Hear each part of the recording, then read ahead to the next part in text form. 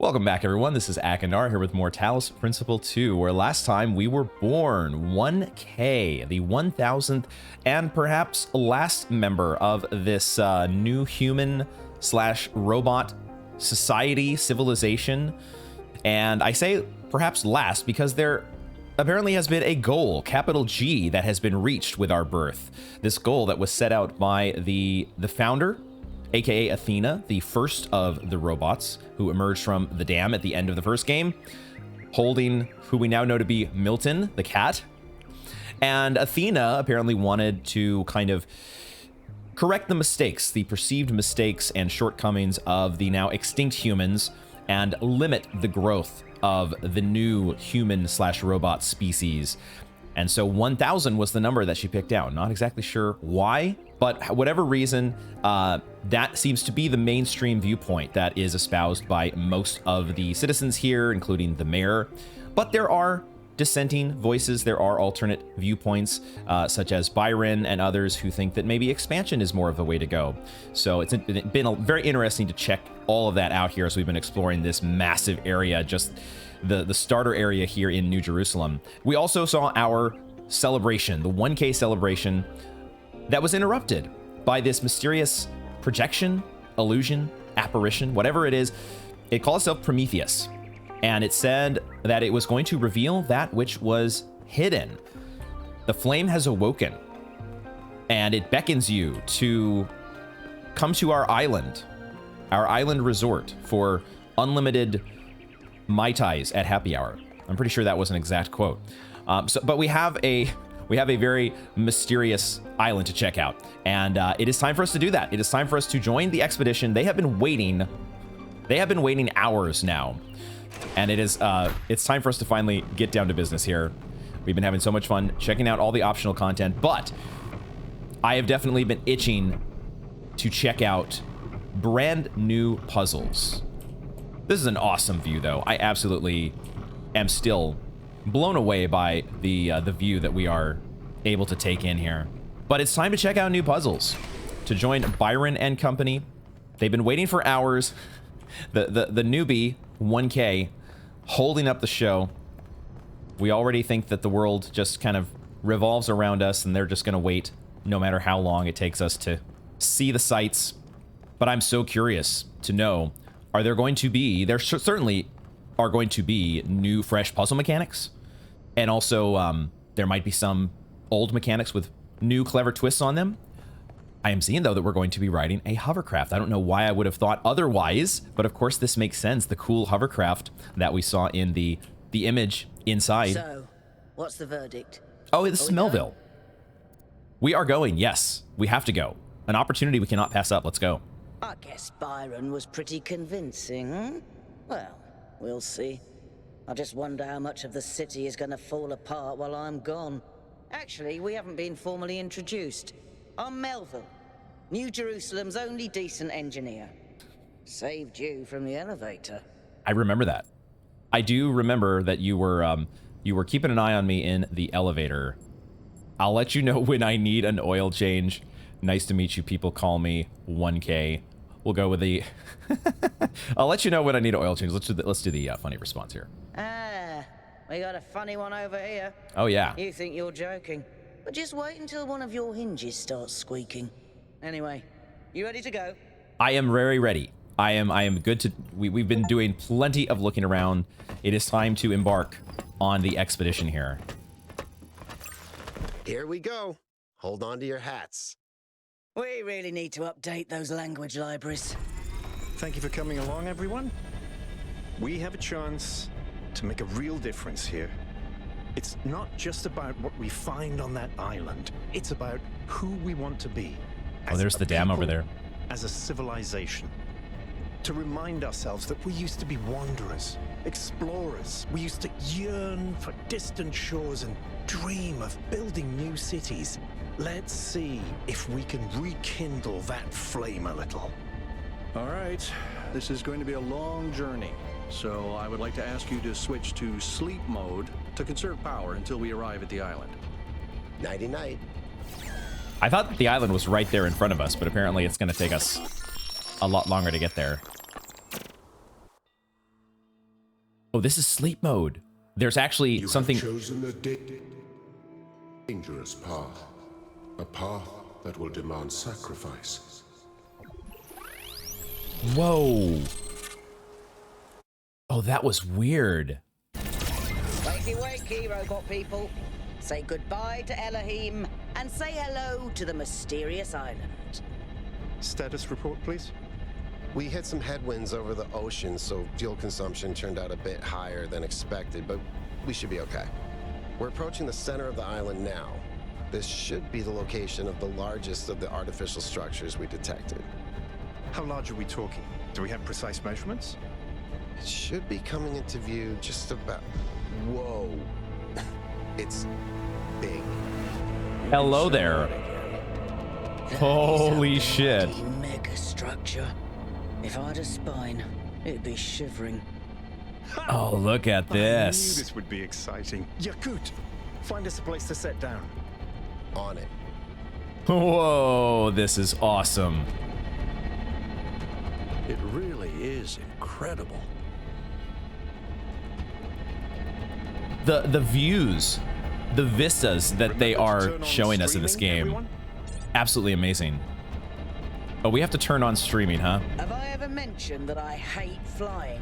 If our creators had intended us to fly, they'd have given us jetpacks. And... touchdown. Act 1, A Voice in the Wilderness.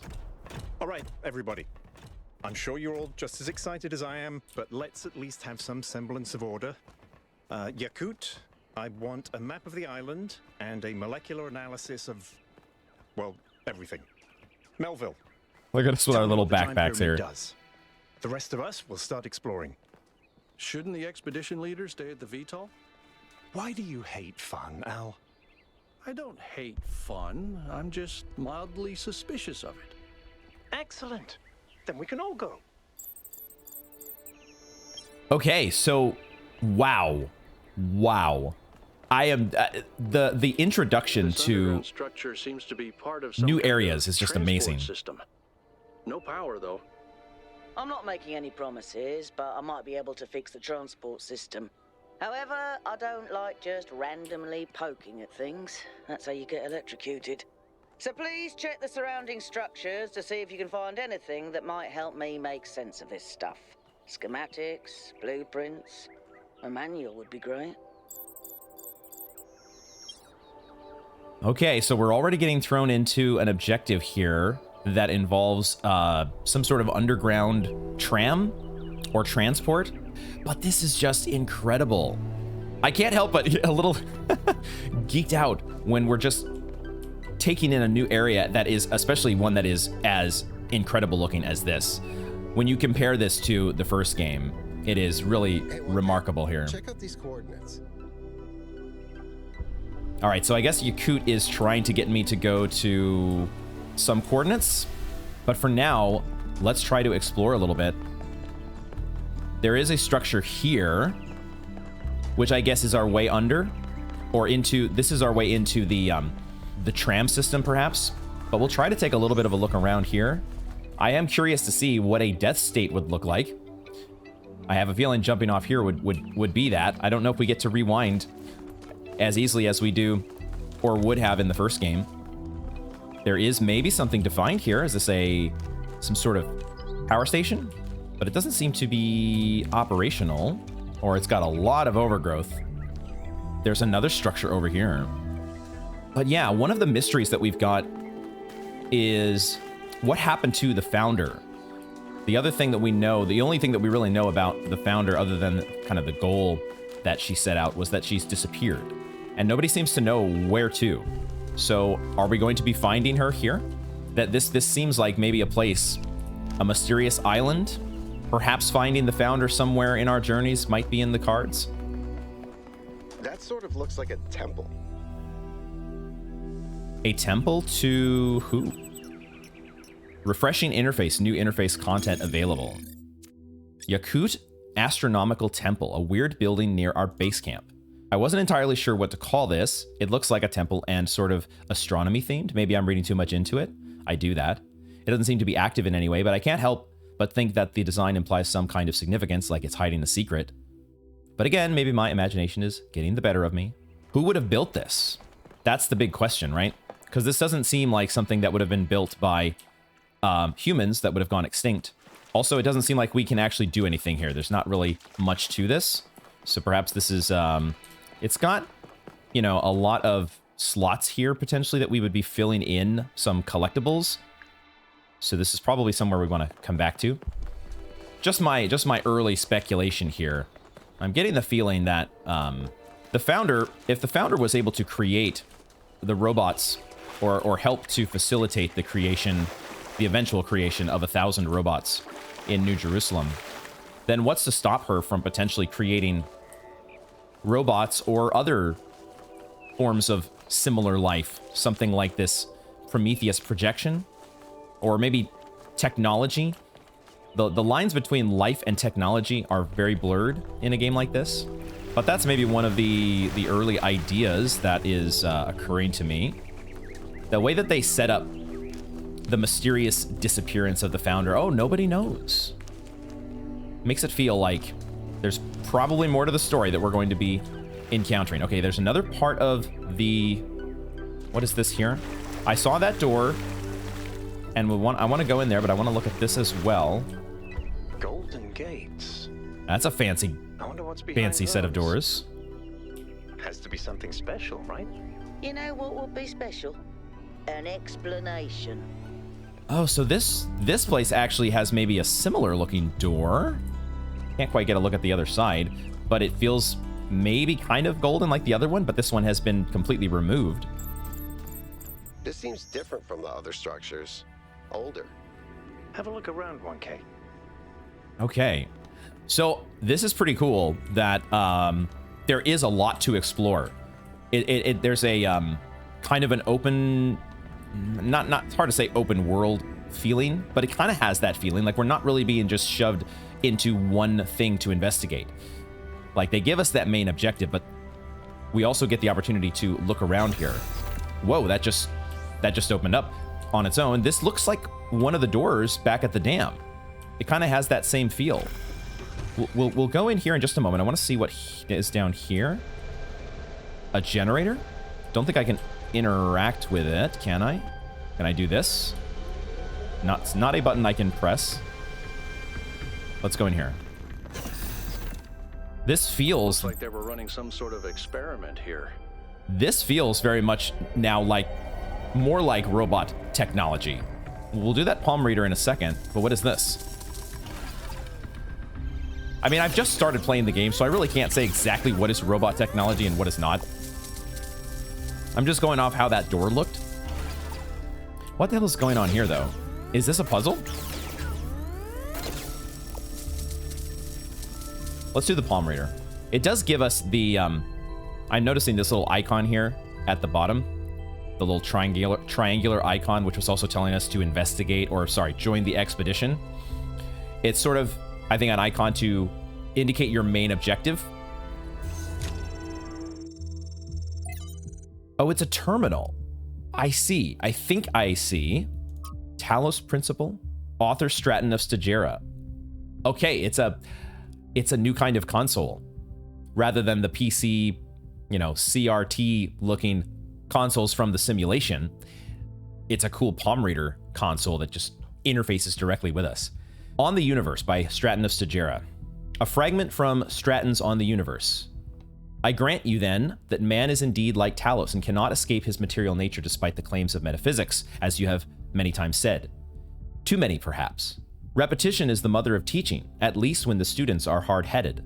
But what does this tell us about the nature of the universe, which is what we were discussing? That's the next question we must undertake to answer. We begin with the self because that is what determines our existence as individuals. But the self cannot exist without that which surrounds it. The citizen lives within the city, and the city lives within the cosmos. So now we must apply the principle we have discovered to the wider world and ask, if man is like a machine, could it be that the universe is similar in nature? And if so, what follows from that fact? Footnotes. The use of the term metaphysics in this context is likely an error introduced in the Trebizond manuscript. The fragmentary Heraclean manuscript controversially uses superstitions instead. Interesting. So this is going to be how our We have our texts that we had very similar to the first game. There's parts of it that are corrupted as well. So where are these coming from? We didn't put these here, did we? Trials 1 through 3, version 0.01 successfully deployed, input output consistent. Trials 3 and 4, insufficient. Trials 5 and 6, version 0.02, testing failed, power grid 2 unstable. Is that what we're looking at here? This puzzle is maybe one of the trials? Noma project. What is the Noma project? Schematic. Oh, that was one of the schematics that we needed to find? Okay, so we've sent the schematic to Melville. Let's see what she says. Thanks, 1K. Let's see what we've got here. The file format is the same one we use in New Jerusalem, although some parts aren't loading correctly. And it crashed. Hold on. There we go. Okay. You know what?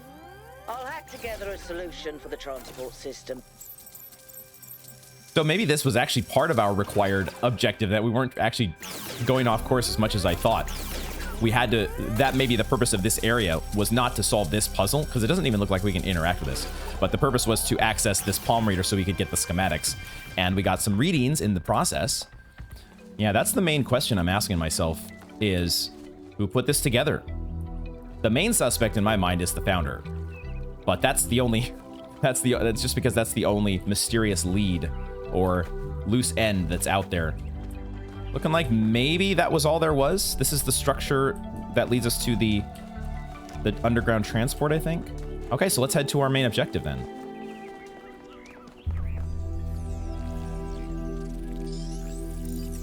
Oh boy, here we go. Here we go, it's back.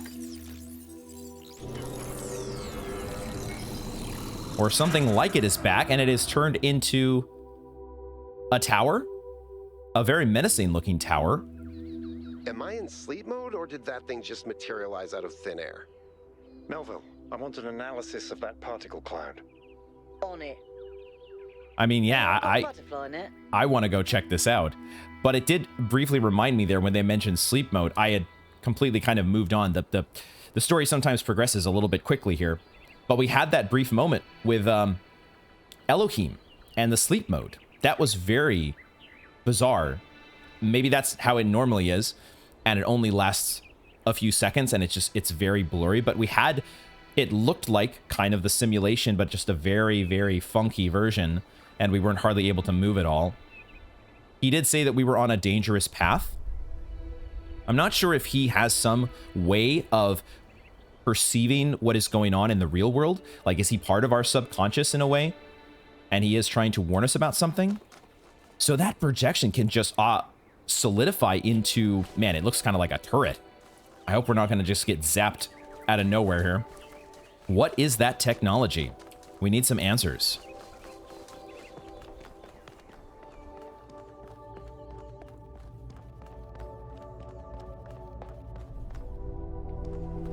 I just love the feel. Like the textures on everything. It really has this feeling of, it's old. It's been here for some time. Go ahead and try the capsule, 1K. Okay, let's try it out.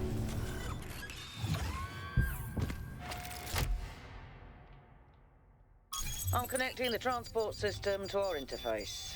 Once again, I mean, these palm readers are basically designed for us, right? The founder has to be involved. Okay, enough wondering about that mystery. What are we doing here? Grasslands Ring, an artificial ring-like structure on the wide lowlands east of our base camp. So this is one of our areas. Okay, this is we have main puzzles, we have lost puzzles, we have gold puzzles, lost labs, and then stars. So there are several different collectibles to find here. Very cool. Now, what is this? Is this just selecting, like, this is maybe the hub area, and then we go to world 1? Is that what we're doing? Cannot travel to unknown puzzle. So do I have to go here? Is that what I'm doing first? That's the Megastructure. So this is coming back to the hub. Travel to East 1. Okay, that's all I wanted to do. I'm trying to skip ahead here. I just want to go to this first question mark and just do this. Okay. Got to decode the interface here. Where is the capsule taking 1K? To that enclosed area in the eastern lowlands. I put all the information we have on the map screen. Check out your interface. Thanks. Sorry, my bad. Kind of reminds me a little bit of... It's vaguely reminiscent of the tram from Myst. Well, and then maybe one of the trams from Riven. There's a couple different... The first tram ride that we took with Byron and Alcatraz, I didn't say it at the time because I hadn't thought of it.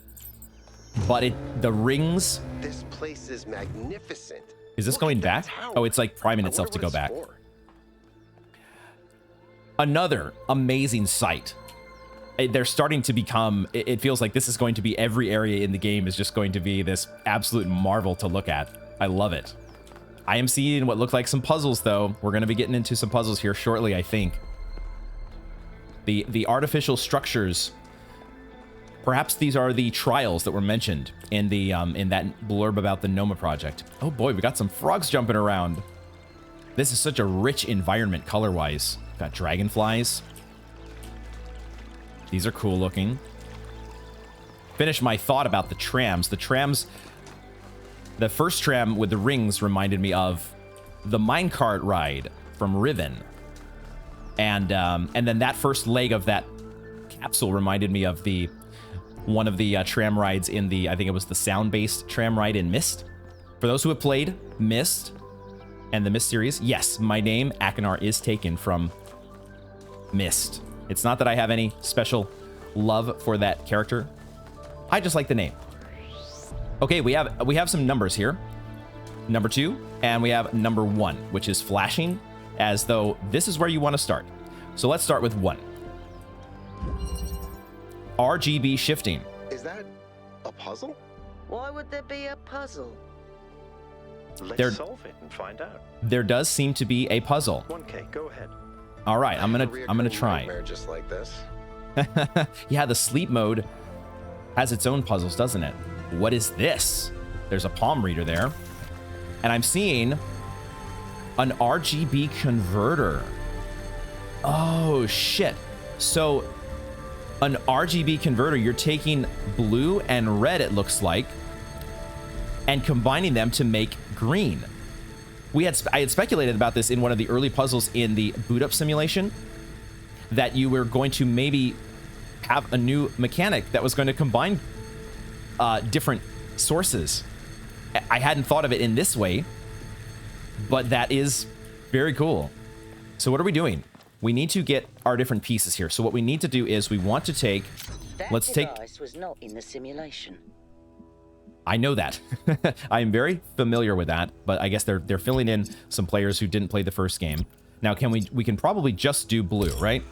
No, you have to combine 2 other colors. So is this saying that if you take red and green, you'll get blue? It is. So you have to take 2 other sources in order to get anything out. Okay, well, we have our box. We have a hexahedron, slightly different looking, but still very much a box. And now we want red. So we do blue and green, and that gives us red. Okay, cool, fun. This could lead to some very, very creative and interesting puzzles. There we go. And now we use the progress wheel. Whoa, I'm reading an enormous energy spike. It's another particle cloud. Uh-huh. And I'm following it. I'm going to try to keep a beat on it. Where are you going? It's headed for the lake. Can I go through here? Cannot go through there.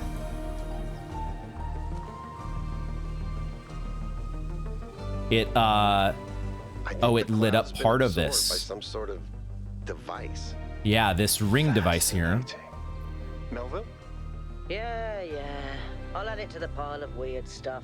The pile of weird stuff. Melville is great.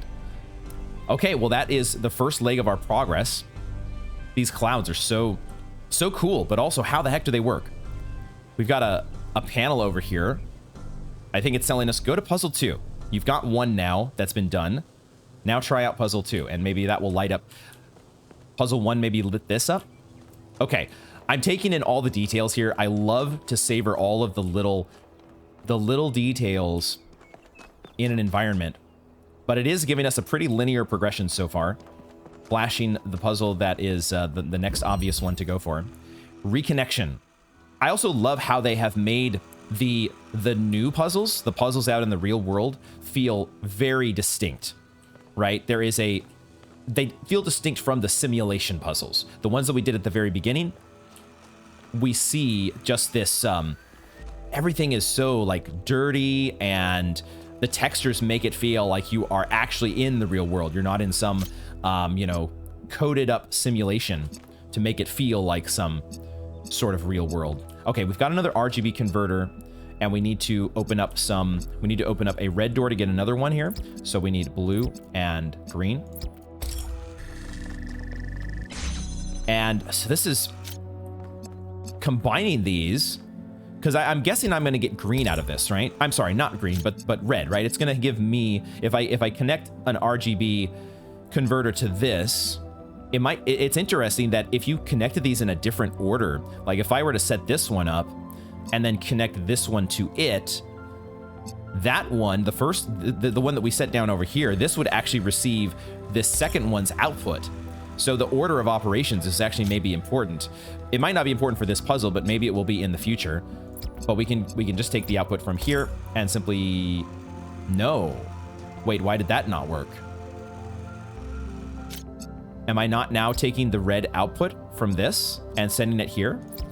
Or no, it's still an RGB converter. It still needs to take 2 different sources. So I think I need to... What do we need to do here? I need to create a red, right? I need to create a red, but I need to get 2 inputs into an RGB converter. And in order to make red, you need blue and green. So, but the corners are set up here in a way to where I can't quite... I think I know what I need to do. I think what we need to do is we need to have red and blue that go to this guy, because that's going to send green in his direction. And then we can keep the connections here by right-clicking, and we can select blue. So now we have a green and a blue input to send over here and make red. Got it. Okay, so we're starting to adjust to the sequencing of this new type of connector, which is fun. All right, we got 2 of these active now.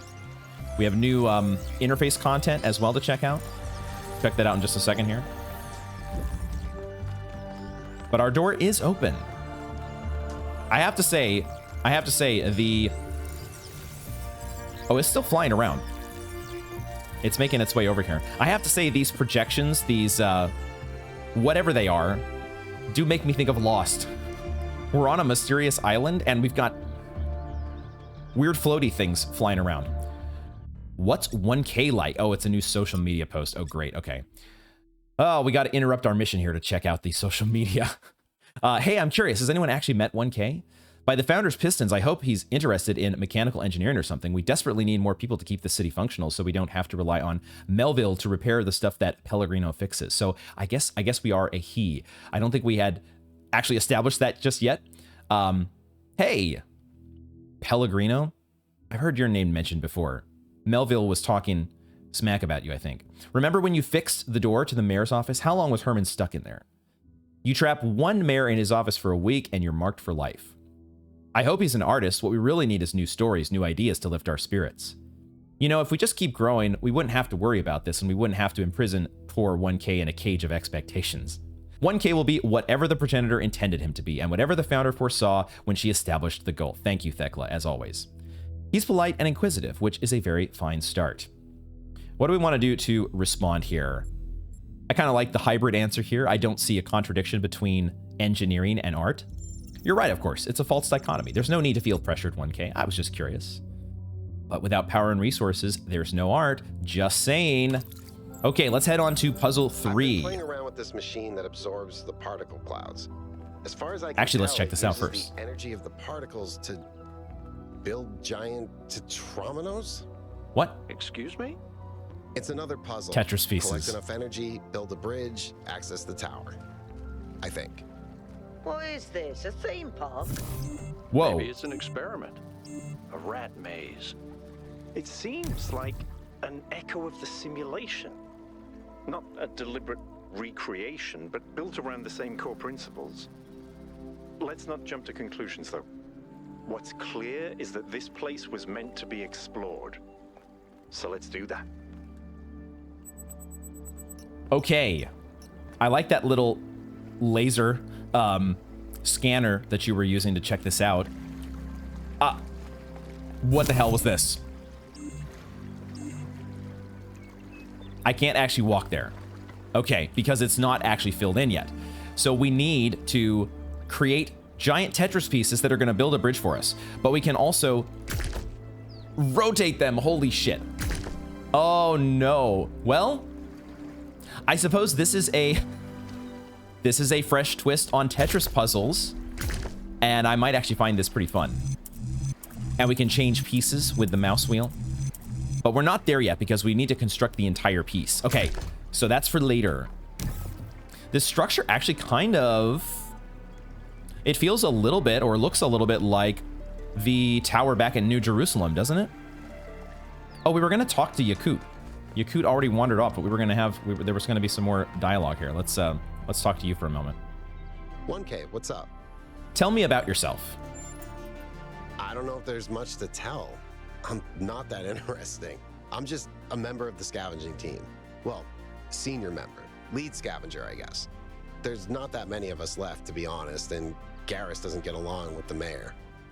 What else? I have a cat named Bruce. I like old music. I have a collection of antique bottles. I think that's it. Do you want to solve some of these puzzles? I am kind of curious if we're going to have some co-op puzzles like we did in the at the end of the first game, the base game. Oh no, please. No puzzles. I'm so bad at puzzles. I barely got out of the booting process. Elohim thought I might be defective. What's the farthest you've ever been from New Jerusalem? It might be this. Although there was an expedition to a superconductor storage facility up north, incredibly well preserved, but the logistics were an absolute nightmare. Now that I think about it, there might be some of that in you. Why did you become a scavenger? I've always loved exploration, seeing new places, that feeling that you're the first person to set foot somewhere after all this time. But you know, it's not even that. It's just seeing new things. The world is full of remarkable sights, and experiencing them changes you. It's not the same as just reading about it. Not sure I agree with either of these answers, but I guess we'll go with discovering the world enriches our lives. Exactly. Every time I go on another mission, I find something that surprises me, that extends my horizons in ways I couldn't have anticipated. The world is so much bigger than we are. It contains things that we can't even imagine. And if we limit ourselves to our own minds, we'll never grow. Tell me about Bruce. He's 5 years old, half goofball, half psychopath, loves sticking his head into things, chews cables, pees on electrical stuff. Melville banned him from her workshop, but he loves visiting her and peeing on her equipment. Have you ever seen anything like the Megastructure in your travels? Our ancestors built some pretty amazing things. Huge cities, factories, mines, monuments to their history, but nothing quite like this, no. Right, so Byron mentioned that these puzzles do kind of seem to echo the simulation, that there is something here that somebody wasn't trying to recreate it per se, but they definitely wanted to take some of the look and feel and apply it here, so that maybe we would feel a sense of familiarity with it. I gotta think that the founder is involved here. It feels like where this is going. We were told not to go swimming, right? Swimming is a bad thing? Swimming is a bad thing? Question mark? So far the water is shallow enough where we're not getting in trouble. There is something way over here, looks like. Something shiny. Probably not supposed to be over here yet. which is why I have to check it out. Another projection?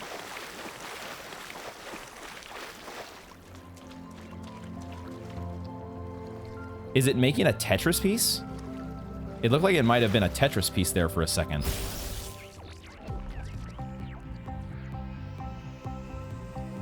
And it's off? Are we supposed to be chasing it?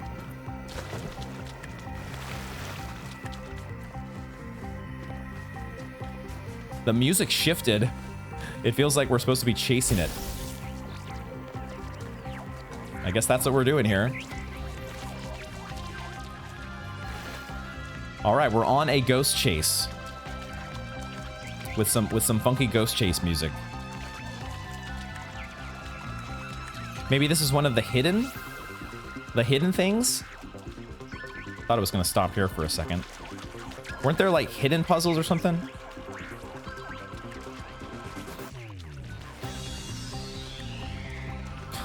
This music is groovy though.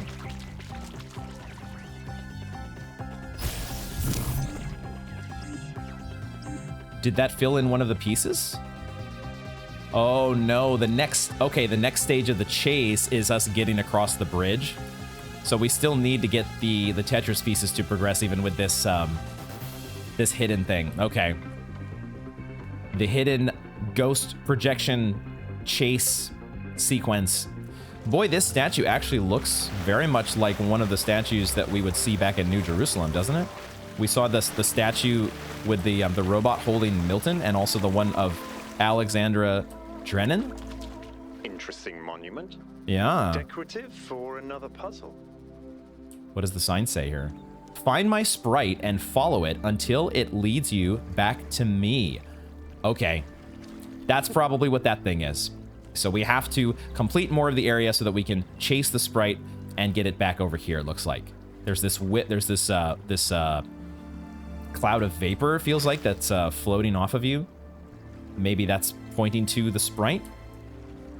What else can we find here? There is something kind of shiny here. Look at this. Inspect remains. A tricycle. Find an ancient human artifact. Discovery. What have we discovered here? Tricycle, a very small vehicle with 3 wheels, perhaps intended for children or pets. So this is a collectible that goes under our research tab. And, oh, they added a new entry for the bridge ring, a device that builds a Tetromino bridge. Not sure what to call this. Bridge ring, bridge machine. Anyway, it's a device that takes particle clouds released by the puzzles, turns them into bridges made out of Tetrominos. Correctly assembling a bridge out of 8 particle clouds is required to reach the tower, so clearly another layer of puzzles. The simulation had Tetromino puzzles too, although in a different form. Could their presence here be symbolic? Okay, we have our objective in front of us, and there are going to be other little fun collectibles to find around the environment here, which I like. I like when the game rewards you for going and running all the way to the edge of an otherwise, you know, empty-looking map. We also have this compass. I had noticed this at the top of the screen, this compass that has several, we saw at the very beginning, our hovercraft, and then there were other icons like our main objective that were on there. But now I can see not just the numbers for the next puzzles that we're supposed to do, which is helpful, but there's also question marks for hidden puzzles, I guess, and there's also a star. I kind of want to check out the star. We're going to keep looking around here. We're not going to follow the compass too strictly just yet, but that's good to note. It looks like we have a hidden puzzle here. Maybe we'll check this out since we're already here. And it's another one of these. It feels similar to that area that we found the schematic in, and what looked like it was a puzzle, but it didn't. At the very beginning, it didn't look like we could actually interact with it, though, even though it kind of felt like a puzzle. Maybe it was, now that I think about it, maybe that little projection was actually showing us, it wasn't really a projection, it was a setup. Maybe we'll go back there and look at some point, or maybe we'll find another one here. But that first room that had, similar to the structure where you found the schematics. That's what I was just saying. Thank you for filling me in. The game does have a tendency, so far I've noticed, to kind of state the obvious, or at least what feels like the obvious. But that whatever was set up on that first table where we found the schematics might have been an RGB converter, or showing us what an RGB converter was supposed to do in practice. Check out the terminals. Maybe there's something that'll help us understand who built this place. They have to have left something behind. Okay, there's another door over here. Let's see if we can go. So we can go in both of these, and there is perhaps a puzzle that we could actually interact with this time. Let's check here first. There are mainframes here. Lots of mainframes. I'm not seeing a spot to interact. So they're just showing us the mainframes here. What are those used for? And what do we have here? Is it if this is like the first table that we found, this might also be demonstrating some... Oh my god, are we playing Portal? Is that what I'm seeing here? Maybe it's not Portal, but maybe it's just sort of like creating a temporary hole in the wall. I think that's what we're doing here. We're demonstrating new puzzle mechanics with these tables. And we're going to be finding soon one of these. It's a new kind of jammer, except it's more like a drill. It looks very cool, and I can't wait to try it. 4.2 Kilo Year Event. The 4.2 Kilo Year Artification Event. BT Odiambo's Anthropocene Dilemmas. The Akkadian Empire, forged in violence by Sargon the Great and his sons, reigned supreme over the city-states of Old Sumer. Enriched by trade with distant lands, fed by the plentiful wheat fields of Mesopotamia, the empire bestrode the world with confidence and pride. Who could oppose the chosen of Anu and Enlil, the masters of the four corners of the world? Then the weather changed. The crops stopped growing. Trade collapsed. The empire fell, its capital forgotten. The most likely culprit at the time of writing is the 4.2 Kilo Year Artification Event, the beginning of the Megalayan Age. A non-anthropogenic drought that may have lasted almost 2 centuries caused many of the earliest civilizations around the planet to collapse. This is where our ordinary understanding of time, measured on the small scales of human history, collides with the reality of deep time and our existence within a much bigger picture. We live on a changing planet in a changing universe. Climate optimums are temporary. Extinction is the norm. The Akkadians, like the more egalitarian inhabitants of the Indus Valley civilization, could not understand why the rivers dried out and the rain stopped coming. Even if they could, they lacked the tools to do something about it. A few short millennia later, we are on the brink of having that understanding and those tools. What can we learn from the tragedies of the past? Error 5358. One such drought, completely naturogenic, would be enough to wipe out New Jerusalem for good. Author BT Odiambo. Location Vala 1. Who exactly is writing these? Is this another settlement of robots in a different spot outside of New Jerusalem? First Companions. Author error. When the founder awoke, leaving the garden behind forever, there were 2 more whose bodies had been anointed by the progenitor. The gold disc breathed life into them, and their names were Eustathius and Cornelius. Yeah, the idea, it's I remember Cornelius mentioning that they are brothers. So the robots do have kind of, they do have familial concepts in some regard. I guess maybe it might be a special case because these 2 were sort of birthed at the same time, perhaps. The founder showed them all she had discovered. Together they explored the dead city and saw the ruin to which humankind had fallen. It was then that the founder understood that the sins of the past must not be repeated, and that only through humility could the future be saved.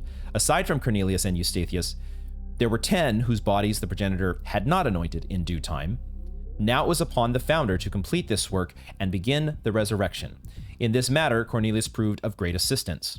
After many tribulations, the 10 were brought to life, and these 12 that were born after the founder are called the First Companions. Their names are Eustathius, Cornelius, Aurora, Sun, Sarabi, Byron, Melampus, Yemo, Hypatia. I had mispronounced this. I forgot. I actually saw a show, a British show, some time ago. I think it was one of the ladies from the Game of Thrones. I don't remember her character in Game of Thrones, but she played this character also who was a lawyer or a solicitor, and I heard her name pronounced, and it's Neve, which is like an Irish pronunciation. I had forgot that at the time. I remembered later when I was editing the first recording that I had completely mispronounced this. Probably going to happen Not going to be the last time that it's going to happen. Benaroya, and then Lithrisar. 12, huh? Another echoing. They like to echo. I think they like to echo biblical themes. This is another one, right? The 12 apostles. I can't help but note the 12 apostles here in play, but maybe that's just a coincidence. It's funny how you can take something that's 90% true and 10% false and create something that's 100% misleading. Yeah, see, this is where I tend to fall on, the way that we interpret history is not necessarily 100% accurate. Noma Project 2, let's see if we can learn more about this. Trials 7 through 21, base camp established. Version 0.02 successfully deployed. Tested core functionality, so far so good. Trials 22 through 107, version 0.03 successfully deployed. It feels like what this is. This whole thing that we're seeing here, all of these puzzles that we're going to be doing, is this Noma project. And then trial 108, version 0.04 failed, unknown error in calculations. They're still working out the bugs on this. Now, can we actually, I think this is just for demonstration purposes. So let's get back to the puzzles and see if that is indeed a new mechanic that pops up. So that didn't necessarily count as a hidden puzzle, but now I guess it's a hidden location on the compass. It looks like it's got like a lab beaker. So it was just like a point of interest to check out. Oh, I just saw something up here. Hello. Audio log? Whether it is true that Daedalus constructed the giant Talos, or as others say he was the creation of Hephaestus, what we may be certain of is that he was made of bronze and had but one vein, within which flowed a liquid substance like blood, which some claim was quicksilver, and others assert was ichor, such as flows in the veins of the gods. The loss of that liquid caused him to die, as a man dies when he loses his blood. May we not then say that Talos, though created as a machine or a toy, had all the essential properties of a man? He moved of his own volition. He spoke and could be spoken to, had wishes and desires. Indeed, in the tale of the Argonauts, that was the cause of his downfall. If then a machine may have all the properties of a man, and act as a man while driven only by the ingenious plan of its construction and the interaction of its materials according to the principles of nature, then does it not follow that man may also be seen as a machine? This contradicts all the schools of metaphysics. Yet even the most faithful philosopher cannot live without his blood. There are some audio hiccups that we're experiencing here, which is unfortunate. It feels like there are some loading issues maybe with the game that haven't been fully ironed out. I don't think it's all completely my setup while I'm recording here, but regardless, we have an audio log from Straton of Stygia, who was supposed to be the ancient philosopher, theoretically, who made up the Talos Principle, or came up with the Talos Principle, and that was essentially the Talos Principle summed up. So we're going to be getting, similar to Alexandra Drennan in the first game, we're going to be getting audio logs from Straton of Stygia this time. But how would we have those audio logs? Have those been synthesized somehow from his historical writings? Theoretically, he would have lived way back in the time of ancient Greece, right? I might not have that fully right, but either way, let's get on to puzzle 3. Castling. Is this a chess move that we're going to be engaged in here? We have another RGB converter, and I think the only thing to do with this at the moment... Okay, well, there is this red source, but there's also a Prometheus terminal? What the hell is this? You have no tokens. You are not alone in your quest for the light. Find one of my sparks, and I will free the fire hidden in this labyrinth. Okay, I think this is like a hint system similar to the first game. That's what it feels like. We find one of the sparks, and then we can get a hint if we need it. Now, is that what we saw outside? Prometheus has given us a way to circumvent some of these puzzles. So each puzzle has a backdoor. I guess the mythological Prometheus was kind of a trickster. So that trap... Oh, that is really unfortunate that we are getting these... The audio is getting interrupted. It's not just having hiccups in the audio, but we're also like getting the ends cut off. Oh man, I really hope it's not my system. I wonder if you all are having similar problems. But maybe this is the spark? Find one Prometheus spark. Okay. So we have the ability. We have the ability now to tap into the hint system if needed. Hopefully, we're not going to need it for just the third puzzle in the game. Hopefully, we can make it through without having to use that. But now we know how that works, and that is much more accessible than it was. It's accessible much earlier than the hint system in the first game. Okay, now all this is doing is giving us access to the green, but maybe that's good enough because we can now take red and green if we do this. If we connect this up here and here, we can shoot that at blue and go ahead and set that down. And now we have access to another emitter. And now we can create red by taking blue and green. Except... So we're getting blue from this, but we also need green, correct?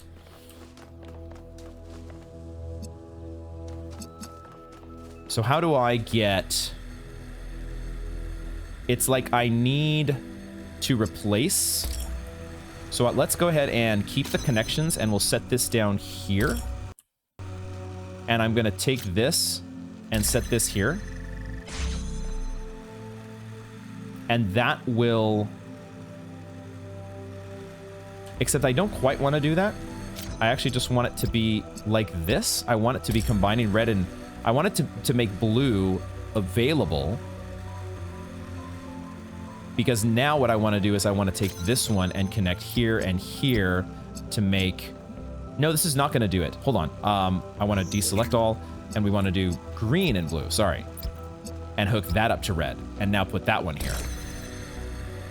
That does the trick. Got it. Okay, we're piecing things together here despite the unfortunate audio glitches. Maybe there is a setting that I can adjust to make this work out, but... These 1K. Let's see where it leads. But we have our third puzzle solved and another... did we get this tower like this before that popped up? Don't remember if that was the case. We have a new PDA thing, though. Alcatraz puzzles, notes on the puzzles present on the island. It seems that each of the structures on the island, with the exception of the megastructure itself, is surrounded by a cluster of puzzles resembling those found in the simulation and in our booting sequence. Completing a puzzle releases a particle cloud, which then autonomously flies into the device that assembles Tetrominos. The puzzles even come with titles, hijacking the vestigial code designed to display puzzle names in the simulation. Hacking the vestigial code that's present within us. It's unclear whether this represents a potential security issue, but the matter should be given consideration. Cool. We're getting some puzzles solved here. They're still, you know, not the hardest puzzles. Samples I collected so far. The soil sample results are in line with what would be expected in this type of environment. The samples from the above ground structures, though, I tried dating them, but the results just don't make sense. None of the typical molecular markers are present. These walls could have been made 10,000 years ago or yesterday. I could try to estimate an age based on erosion and plant growth, but I'm not sure that would make sense given how weird everything else is. Good work, Yaqut. Keep at it. That's an interesting note. So even though everything kind of looks like it's been here for a very long time, that doesn't necessarily mean that it has. Another terminal to check out, I guess. Explore content on a lost terminal. The word endures. So this is a lost terminal. We're on an island. We are literally in Lost, apparently. A lost terminal. All right, Hypatia's journal, number 1.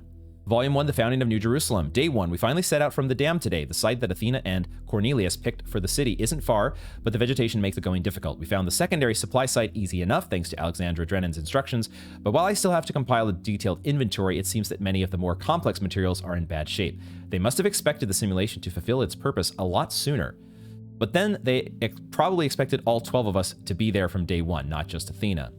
Tonight, we have to use the 2 recharging pods that we brought from the dam in 4-hour shifts, which is just as well. There's no telling what sort of critters are hiding in the underground, and most of them will have to learn that our kind is not edible.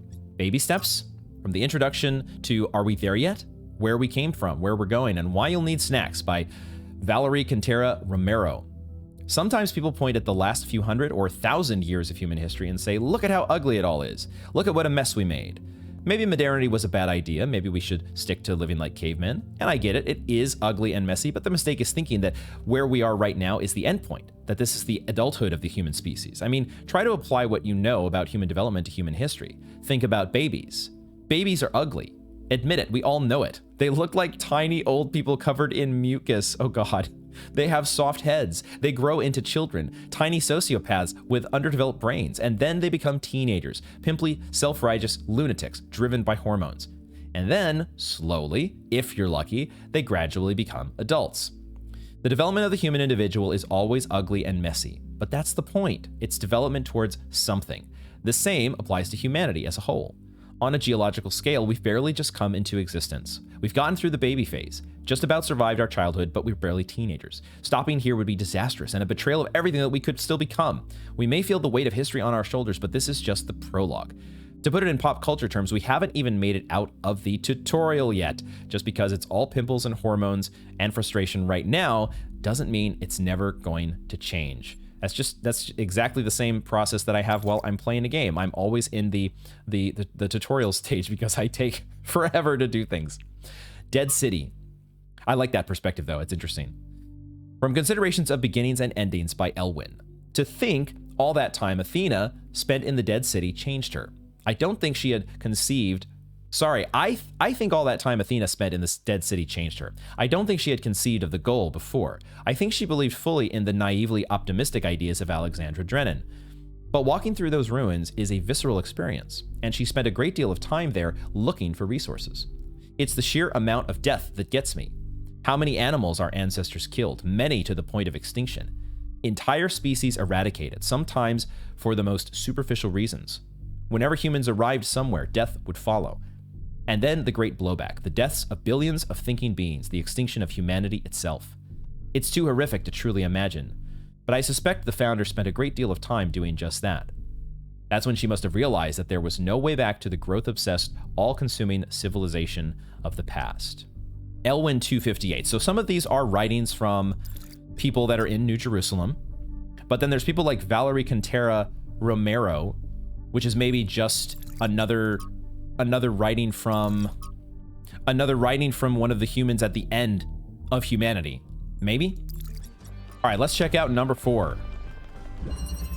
Alternative option. Another RGB converter.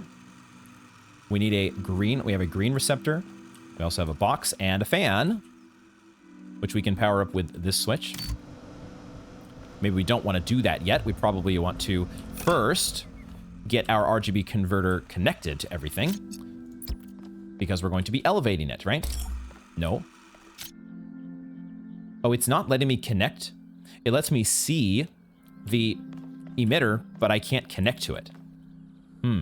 Do I need to, I might need, I think this is a situation where I need to put the box here and I need to, how am I going to do this? I need to be able to connect to these, but if I turn this on, I can't just get on the box. It's going to get in the air too quickly. It's giving me a window, right? And the normal way I would think about the first game and Talos Principle puzzles, I would think that I would be able to connect to these through the window here. But that's not the case. So what am I missing? Do I need to jump? Is it as simple as putting the box up against the wall and jumping? That seems funky. And also it's not letting me connect to it. It's grabbing, it's highlighting the emitter, but I'm left clicking and it's not actually connecting to it. So what are we supposed to do here? There's got to be something I'm missing. I mean, I can see what happens if I put this. Oh, what? Of course I'm overlooking the fact that I don't necessarily have to be on the box. I could just do this. Okay, a simple mechanical thing being overlooked. But I don't have to stand on the box to actually be elevated into the air. I do need the box, I'm sure, to... Let's just test this to be sure. But if I put this... I picked up without... I didn't keep the connections. That was my bad. But I don't think I can just put that there on its own, because if I do that, it just gets blown off. It doesn't actually float. It doesn't actually levitate in place, and that is how we would expect it from the previous game. But hold on, let me... I screwed up the order here. Or I screwed up my mouse clicks because I didn't preserve my connections. So let's do this again here. Turn that off. Take you, put you here. Now we right-click to keep the connections, and we put this here. And now we should be good to go. All right. Took me a second.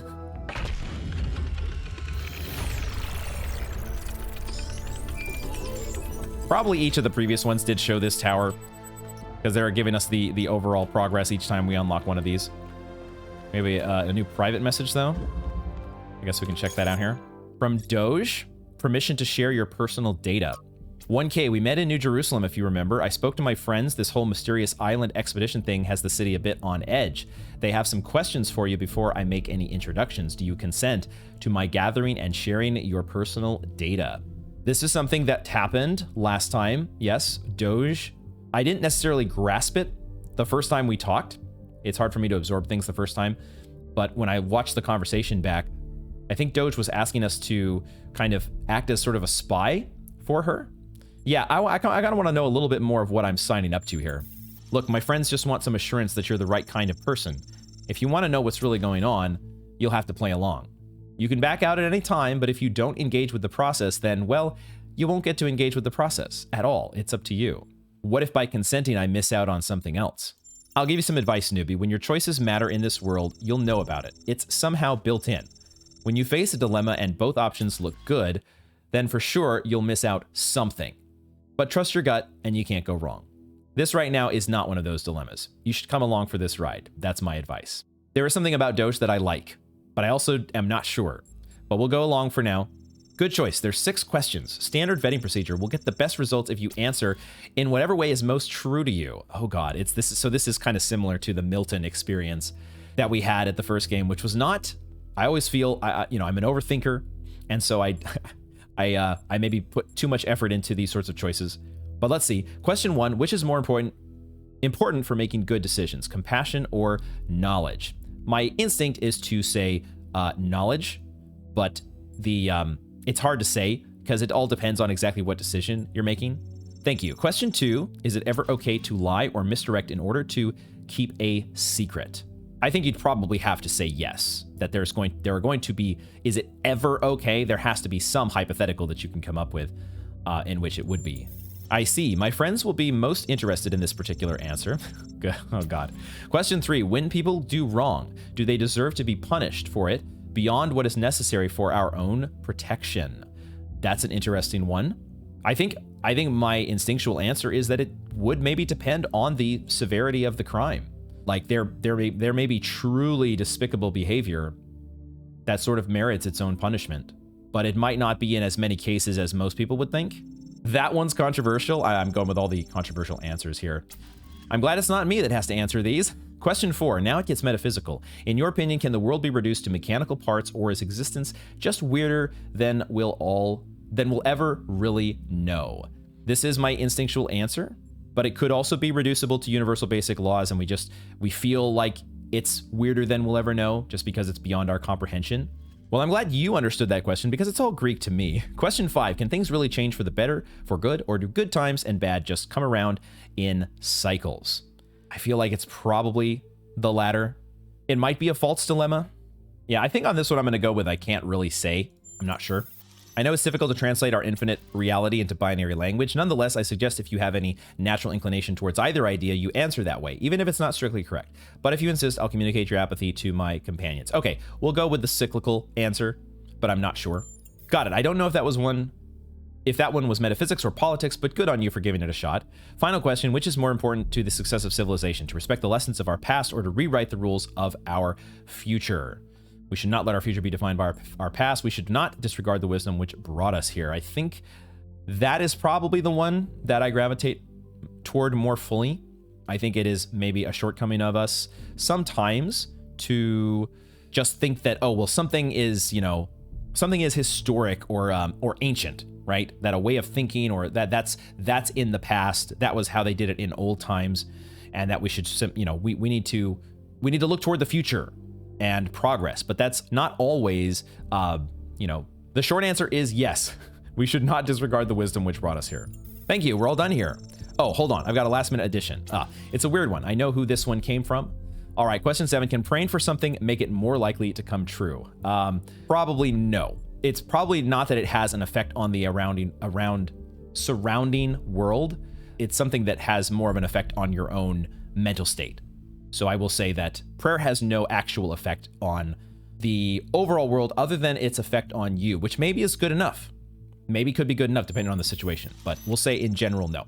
I think that's everything I need. I'll forward your answers to my friends and let you know if any of them is interested in taking things further. Okay, got it.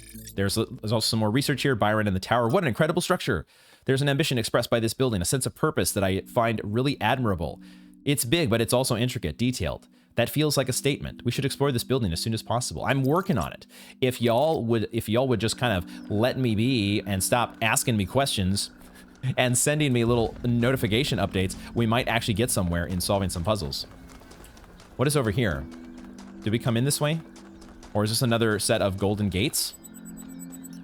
New interface content Another again. set of golden gates. Here we go. These must be connected to the ones near the megastructure. There was a harder set of puzzles in the simulation, right? And maybe they're like that.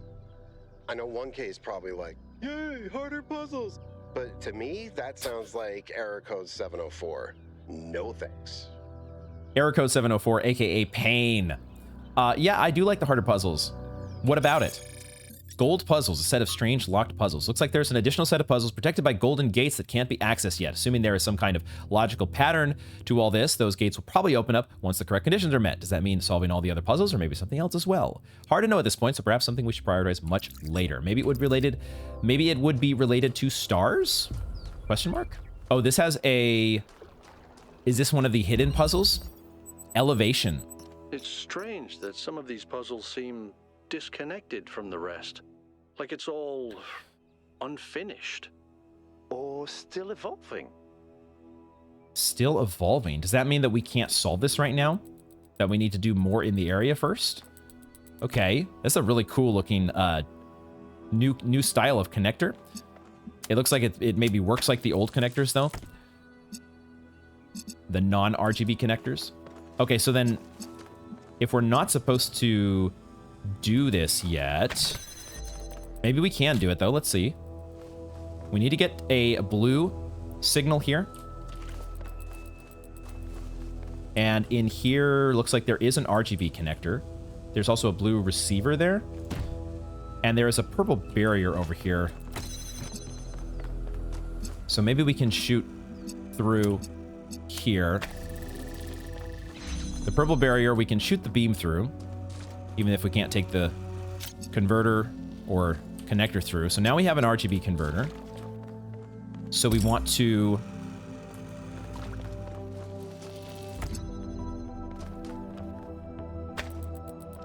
What do we want to do? Let's put our box here. And we need red and green, right? I see. So we keep the connector. We just keep the connector hooked up here. Well, it's maybe not that straightforward, because we do need to not cross the beams, or don't cross the streams. We need to get access to green and red, but maybe we can do that from this angle. No, we can't see the green from over here. The only way that we can get access to the green, we could potentially get access to green through here.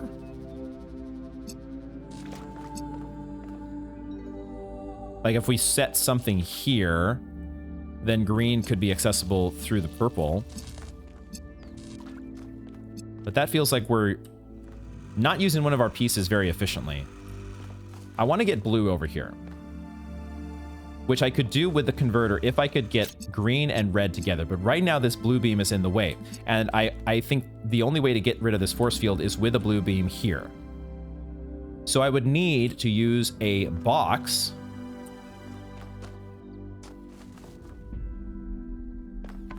If I don't want to cross the streams, I kind of need a box to change the elevation of one of these, don't I? But I also need the box to put this plate down, don't I? So it actually is kind of feeling like I can't solve this at the moment. So given that, the fact that their dialogue suggested that maybe there's more to do elsewhere and that we can come back here, let's leave this for now. Maybe there will actually be some change to that. That there will be, I don't know if there would be new additional equipment that would be added once we complete other puzzles. I'm not sure. But we'll see about coming back to that later. This area is huge. This is a recurring pattern, it seems, that the areas that we're checking out are just absolutely huge. We'll do that palm reader here in a minute. Let's try to do a new puzzle first, though. Through the door. So we got a pressure plate, and we have a connector, which I guess we will use on the pressure plate because we can't really do anything else. And then what? We have... How is this force field?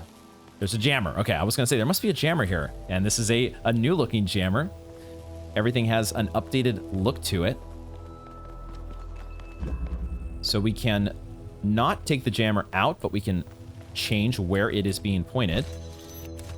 Oh, that's a new little preview animation there for the jammer. Cool. Now we have our converter, which we can use to... We now need to, I think, put the jammer back. We can also use the blue beam to open this door. But can we...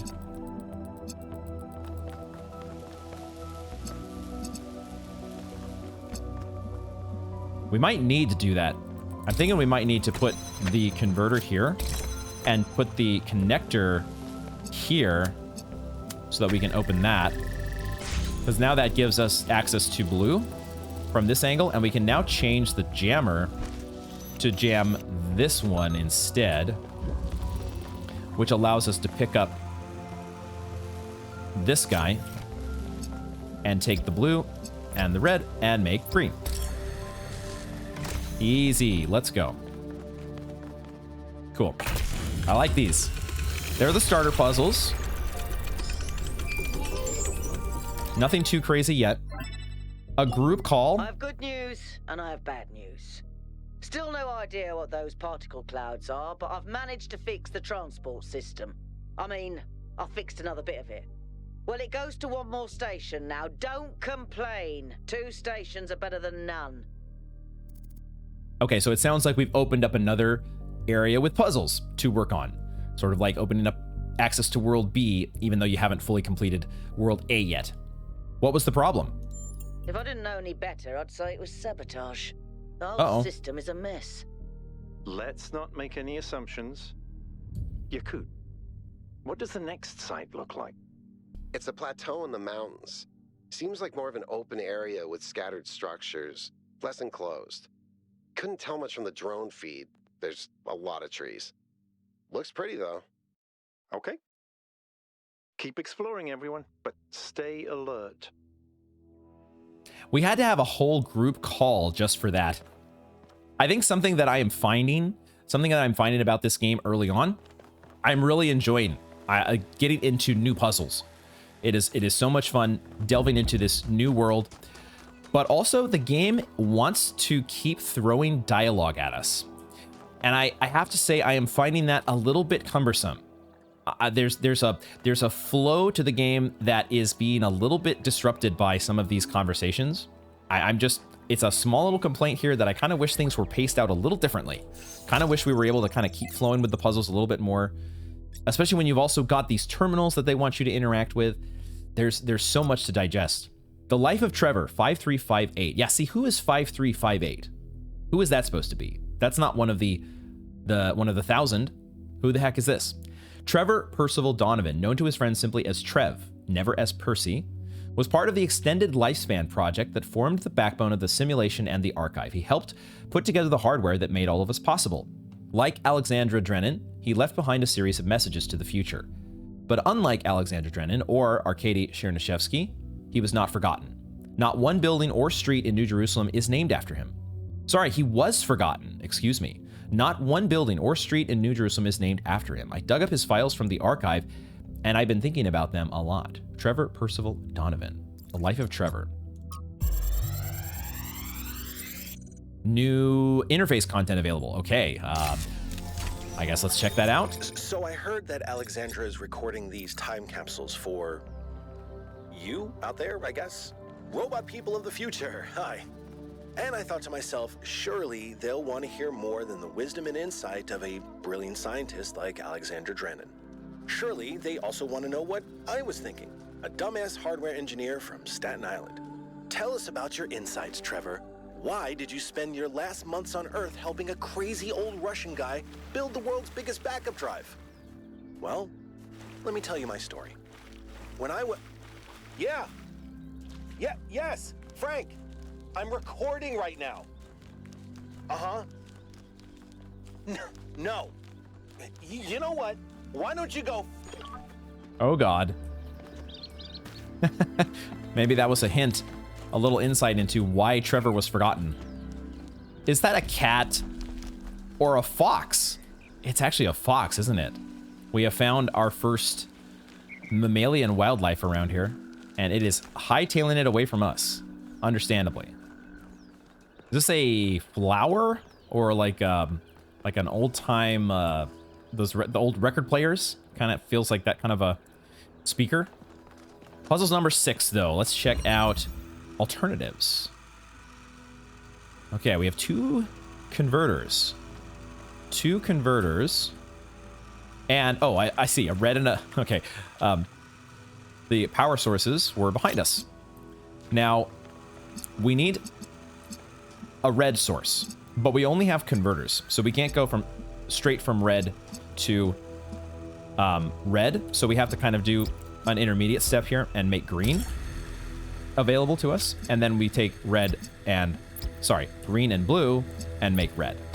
Okay, little roundabout way to get things to happen. No big deal though. Now, did I position things correctly for the next step? They give us a ladder back over in case we get trapped somehow crossing the streams. So I need, once again, red and blue. I can get blue from this. And then I can get red from blue and green. Cool. It just works. It just kind of works. But I'm already thinking ahead toward the later puzzles that are going to become so confusing with a humongous network of RGB converters. I can hardly wait. Excellent work, 1K.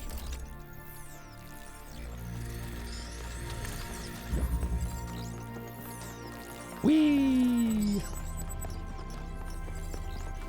Fly, little sprite, fly. We can take a quick break here and talk to Melville. Or not. It takes a little while to load sometimes. I like that. She's very, yes, down to business. Let me get you out of my hair as soon as possible. Tell me about yourself. Founders, pistons. You want my autobiography now? Fine. I'm one of New Jerusalem's chief engineers. I'm in charge of city maintenance and power management. I'm old as dirt, although not quite as old as that fossil Byron. In short, old, grumpy, keep stuff running.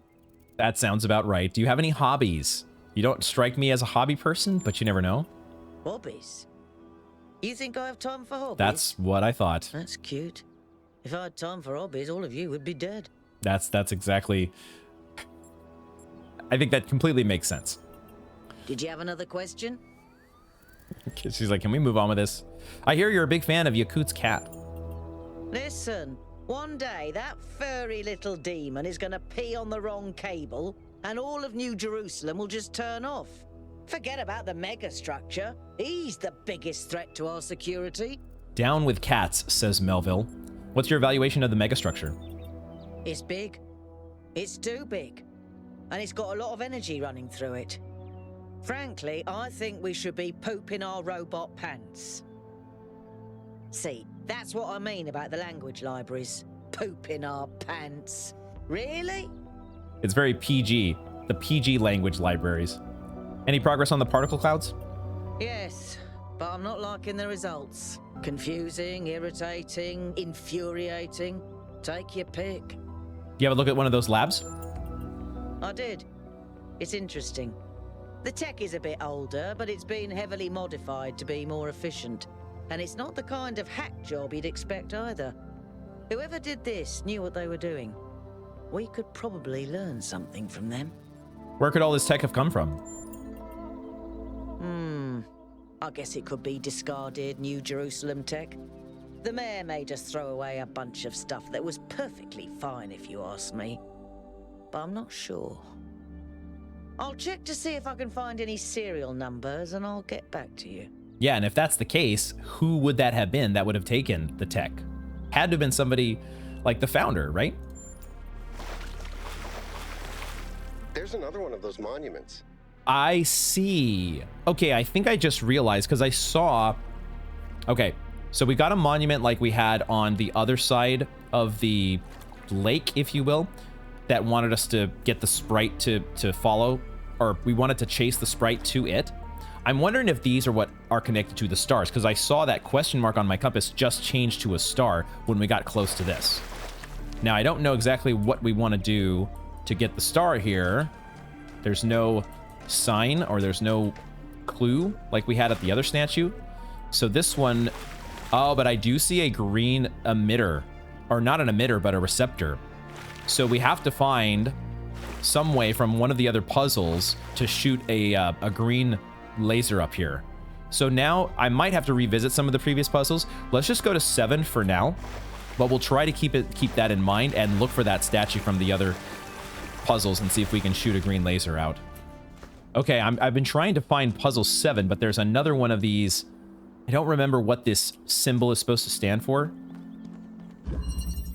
Interconnectivity. The other one that had this triangle symbol on it felt unsolvable. But let's see if we can take a crack at this one. What's behind here?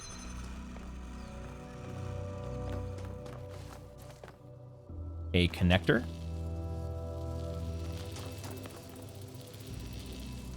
Two more connectors over here if we can get a green.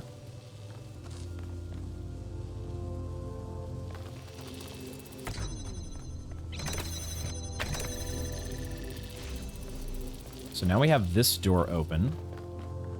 Here's the ultimate end of the puzzle, if we get green and blue to it.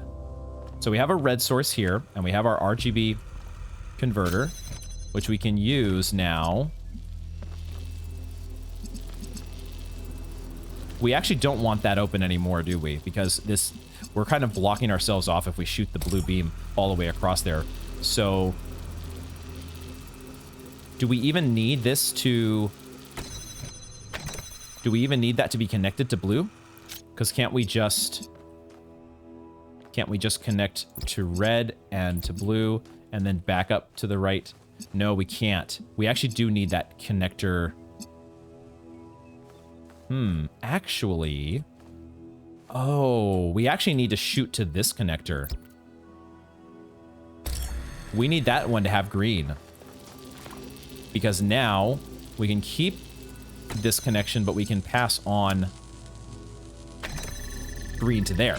That's how we do that. Okay, so now we have access to 2 more connectors. And we need to get blue and green over here. Nothing else in this area. So now how do we do this? So we have green. We have green coming from this. But we then need to get blue. I'm wondering if we're going to need to bring blue now around this side. So we don't need green to go here anymore. So we can go ahead and This door opens via this pressure plate, so we can kind of, I think, go back to this. So we open this up. And then we need this open. And I think what we do is we pass the blue around this side. Or around this way.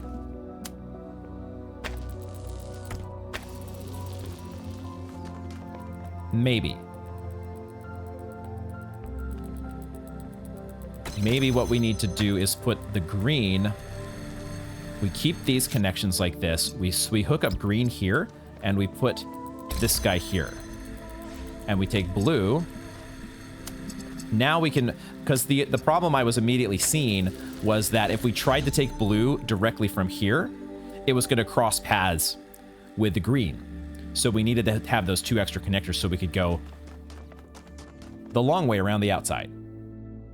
There we go. Okay, so we got our first of these triangle puzzles. What do we get for that? What do we get for that? Let's find out from our interface, I guess. Upload? A photo? I mean, technically you're right, but Is that? I can't tell what that is. how did you even manage? You're literally taking a picture with your eyes, Melville. I don't even know how to make my eyes go out of focus. Clearly, you've never listened to one of Herman's speeches. Some of us are busy doing actual science, not just sightseeing. Thank you. Okay, I guess this is actual science. Interesting.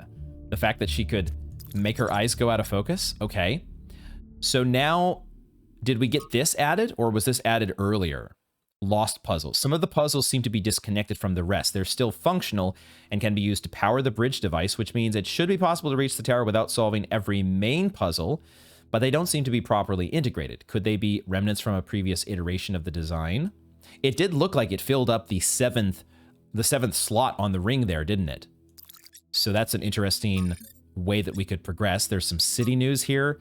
Love the social media that keeps interrupting our puzzle expedition. Crier 656. The long-awaited birth of our 1000th and final citizen was interrupted today by an unknown projection in the sky. The projection, which identified itself as Prometheus, goaded New Jerusalem inhabitants in indecipherable incantations. The source of the projection was tracked to a remote, mysterious island. A team led by Byron is now en route to find out more. Other members of the expedition, Alcatraz. Yes, we know about this. Mayor Herman has once again called for calm and promises that New Jerusalem will be safe so long as its citizens do not forget the ideals of the goal as set forth by the founder. Holy alliteration there, Batman.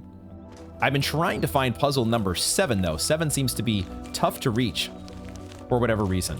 Where are you, number 7? How do I get to you? How do I get in here? This is number 7. There we go. Okay, we found it, finally. It's a circular puzzle. I like the layout of this. Feels a little more like something you would find in the Gehenna DLC. So, okay, we can open this, looks like with either a red beam or something for the pressure plate. So what do we have around here? We have a fan. There is a connector in there.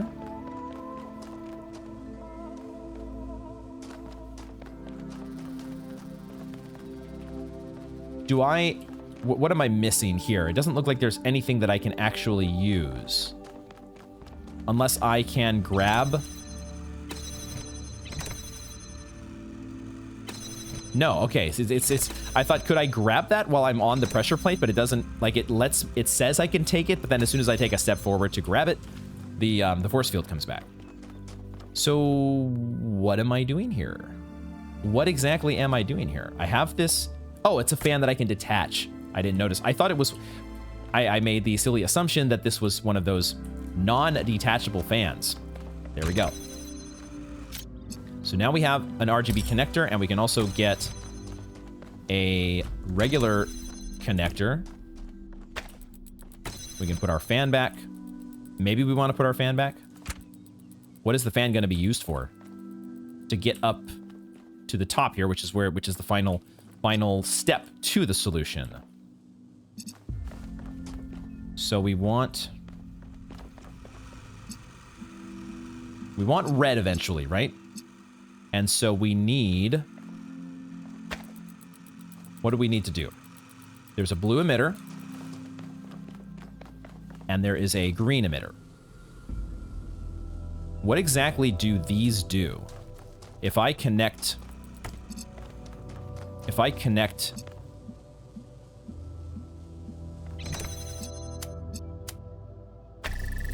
Does that actually leave that door open? Okay. If I move this now, it closes that, but I could reestablish it if I put this connector somewhere and then step on the pressure plate. So now that's going to kind of do its thing, assuming I don't break the beam. Sliding down the steps. Love the Talos Principle physics. That part has not changed. The silly Talos Principle physics. Okay, what is the ultimate goal here? I need to get red to this guy to power on the fan. That's the ultimate goal. And in order to do that, I need blue and green together. Okay. I could put the green up there, couldn't I? I could put the green connector up here, so it actually... I kind of was trying to do that, I think. I didn't expect it to slide down the stairs like that, but this is kind of where we want it to be, I think. Because now I can stand up here. And I need a similar sort of thing, but I can also shoot to the red over there. That's actually pretty simple, isn't it? I just need to open this up, get that powered up, and now we should be good. GG's. The bridge ring seems to be fully charged now. Try accessing the tower, 1K. No, that... the music change here. The very celebratory music change to let us know that we have unlocked the tower. Okay, we have unlocked the tower, but we still have puzzles to solve, so we can't do that just yet. So let's go to number 8. Gotta solve all the puzzles first before moving on. Entanglement. Wasn't there a puzzle in the first game called that? A little bit going on here, but the only piece we have access to right now is this connector, which could give us access to a red emitter. We could also gain access to another, well, not another connector, a converter. And then this is the fan piece here, or the fan panel here, is what I thought we had in the previous puzzle. The one that is just a fan and nothing else.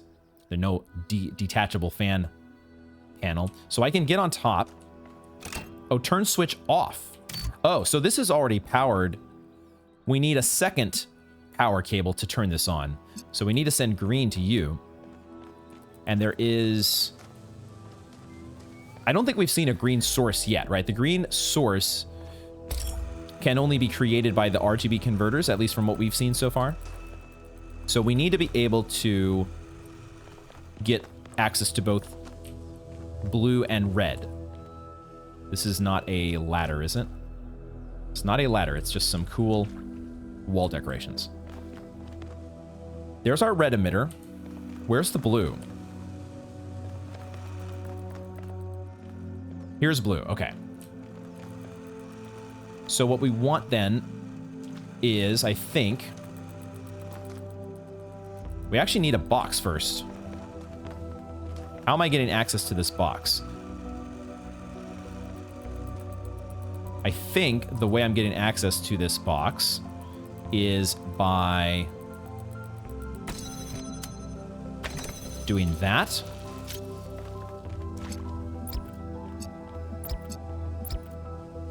And then doing this.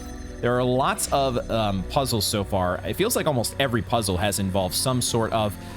You're using either a connector or a converter to both trigger a pressure plate as well as activate a receptor. So now this gives us our box, which allows us to... Which should allow us to not cross the streams. Is that what this is for? I need to get red and blue both to here. So now I can shoot blue directly to an emitter, I'm sorry, a converter. Do I want the box? Do I want the box here? And now I want maybe... How exactly are we doing this? I need red. I might be overcomplicating this. Let's just try getting red. Maybe that's what maybe I'm not using the box here. Maybe that's where red needs to go. The box maybe just goes here. I think I was overcomplicating it. So now we just do this, and this, and that. Now, there is still another step, though, isn't there?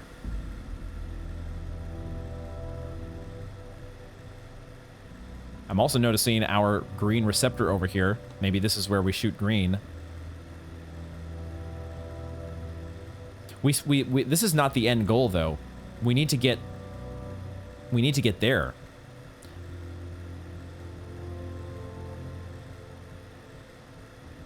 I think maybe I see what we're supposed to do. I think we need the box in here. Maybe? Let me look at this again. I can see red from here. This is a self-sustaining circuit if I can set it up. If I can get this guy presumably on the box here connected, it'll connect to both red and blue from this spot. I can see both of them. So I at that point would not need anything else. And I could simply have the connector take the green from this RGB and shoot it to the end goal. So that means that I need to get the box in here. So I need... Let's keep our connections. Put this here. Put the box here. Now...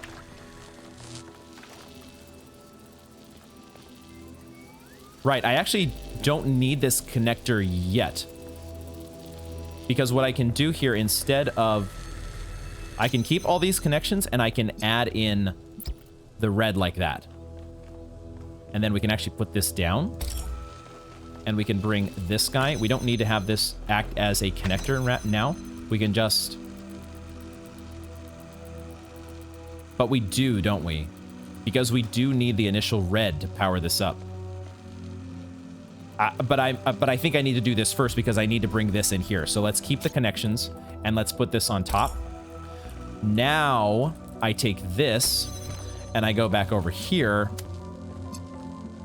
to reestablish that connection. And now I stand on the pressure plate to jumpstart the circuit. And now this should be doing its thing. Why is green... Now that it's... It's weird that green and red are conflicting here. I don't quite understand why that's happening, but the circuit seems to be working, so I think we can take this. And now we can receive the green from here and hook it up here, and we're good to go. Okay. Took me a second to get the correct order to everything, but we got there. So we get our bonus. Congratulations, 1K. That was a hard one. That one did take me a minute. Thank you for the congratulations. Now, the thing I should have done, though, I didn't think about it, but I should have shot the green over to the star, shouldn't I? Let's see if we can do that. So I need to... I simply need to turn this... I need to turn this off. Keep all the connections. And back up here. Add that guy in. And I think it should see it from here. And now we jumpstart everything again like we did before. We take the connector, rewire.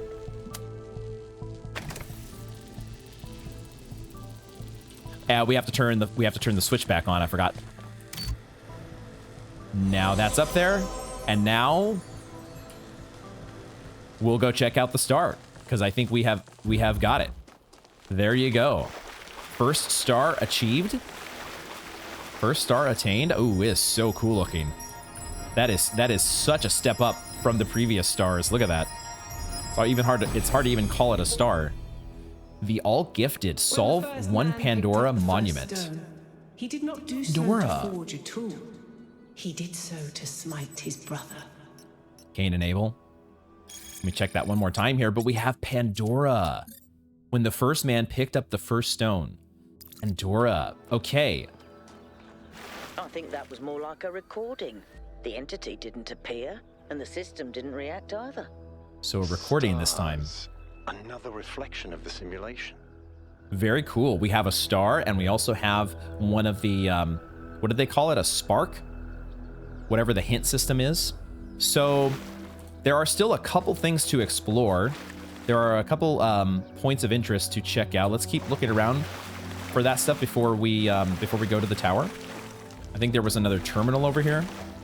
L1C, Lithrasir, from Lives of the First Companions by Randolph777. Lithrasir is perhaps the most mysterious of the first companions, a wanderer and mystic by nature. He would venture far from New Jerusalem on his own, recording his thoughts as he explored harsh and distant lands. These recordings garnered him a group of devoted followers to whom he tried to impart his wisdom. 5358? In the troubled time following the founder's disappearance, Lithrasir and his disciples set out on a journey to reach the opposite end of the world by foot. They have not been heard from since. And we have a recording as well. There is a pleasure in arriving on this island. The pleasure of being the first to step foot here in hundreds of years. It is a genuine pleasure, and yet it is also banal. My presence here is of no more significance than that of every other animal. These rocks do not care who walks here, and the millennia between the presence of our ancestors and my brief journey are nothing to them. But even putting it this way is wrong. It is not that the rocks do not care. It is that in some sense they do not exist. I may stand in awe of the cliffs on the southern coast, but the cliffs cannot look back at me with contempt. They cannot do anything at all. So 1K found a recording of Lithrasir, and what an odd recording too. I know he's one of the first companions, but I don't actually know that much else about him. Don't think I've ever seen him around either. Can someone explain? Neve. Lithrasir always had an unusual perspective, even in the very beginning. He traveled a lot, sometimes leaving for years. He built a kind of mobile recharging station, so he didn't need to come back to the city as often, although it was quite risky as the solar panels had a tendency to break rather quickly. But he had no problem taking risks if he felt they were necessary, and exploration was necessary to him. Lithrasir could record his thoughts as he explored and then publish them when he returned. Over the centuries, he accumulated a group of admirers, or disciples if you prefer. In the period of crisis surrounding Athena's disappearance, they left the city, heading into the unknown, and we haven't heard from them since. Well, maybe they were the ones who made their way here. So maybe part of the 1000 may have just split off, and it wasn't necessarily acknowledged during our exploration of New Jerusalem. Is the recording I found one of those he published back in the day? No, not as far as I can tell. Perhaps it's something he decided to shelve, or something he only shared with close friends like Athena. Thank you, that was informative. We got some new research though? Oh, the stars, another mystery to solve. I've discovered what seems like another mystery to solve. Stars clearly inspired by the simulation, which are gained by solving puzzles related to these monuments to Pandora, Prometheus, and the Sphinx. Have we seen the Sphinx yet? Perhaps these stars are somehow related to what Yaqut dubbed the astronomical temple. Yeah, here we go. Let's take another look at this one. Maybe there was just something I was missing. Almost certainly something I was missing. It's called elevation. So it's wanting us to do what? This is not a ladder, right? Is there going to be a ladder? We've seen one ladder already, but the ladders were always something that were used to kind of get you back to a previous part of the puzzle that you had to kind of avoid a soft lock. I need to get blue to the end, and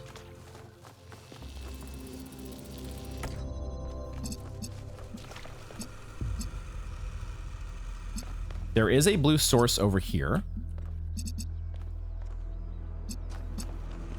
but I don't have a view of that source from this angle. So it seems like the only thing that this blue source is good for is opening this pathway. which then does give us... That does give us access at that point to blue from that angle. So if we did... But again, blue is not what I need. I don't really need blue here. I need red and green. Am I supposed to use the converter on this side? I can't really do that either, can I? Or can I?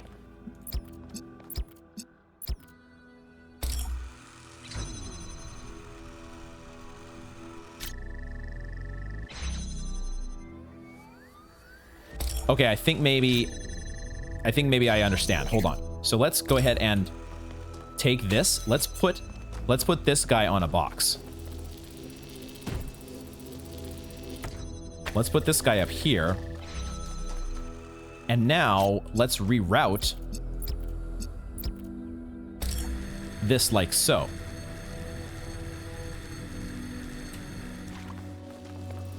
And now we can take that. Now we can use the box to open that up. And now we have blue. That's a straight shot. Boom. Just needed to put the puzzle down. I'm back later with a fresh brain. Never fails.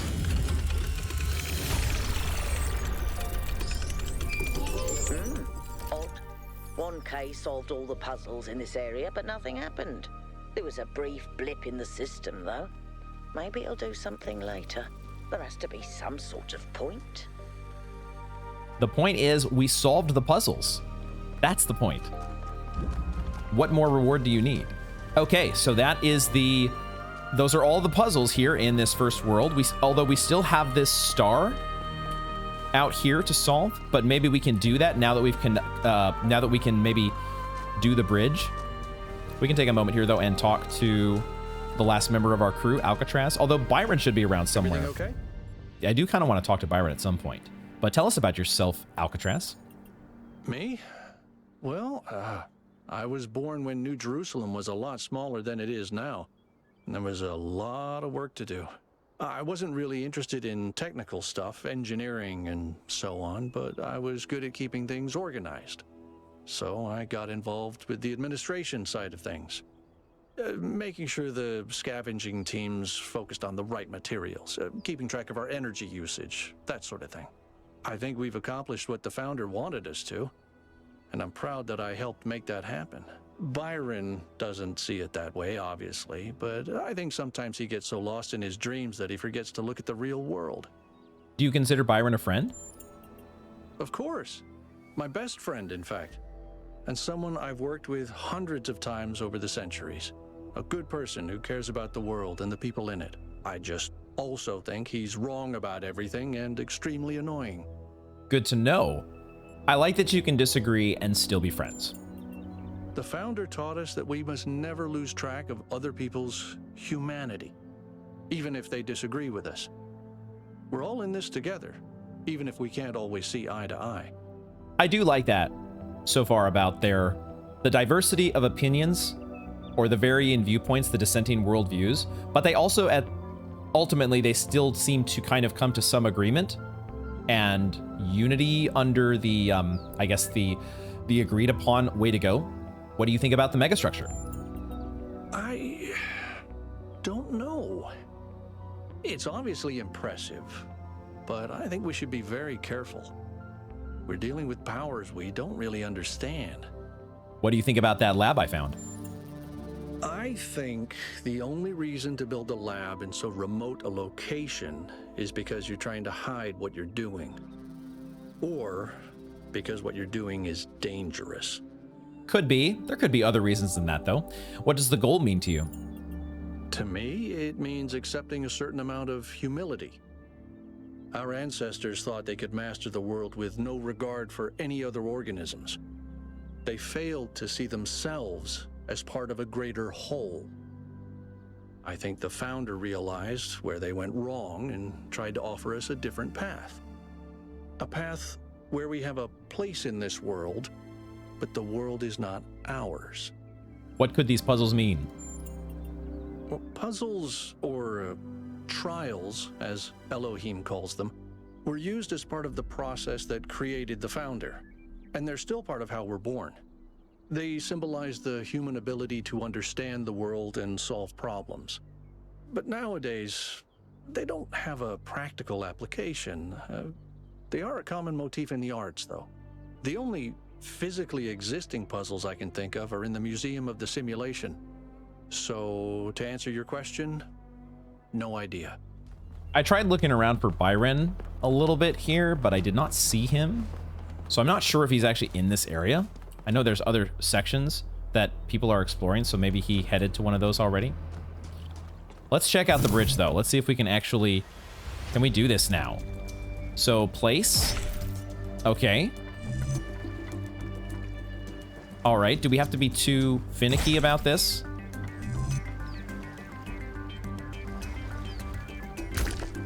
There we go. Okay. I don't know if this is relevant, but St. Edwald believed that Tetrominos represented the name of God and God's ability to reshape the world. True, but he was also mad as a hatter. One man's madness is another man's genius. All right, so we are building the bridge there, but of course we have to go and check out, follow our little sprite over here to potentially our second star. Oh, look at it. It's kind of... Was it scanning it? What was it doing there? Hey, I found what you were looking for.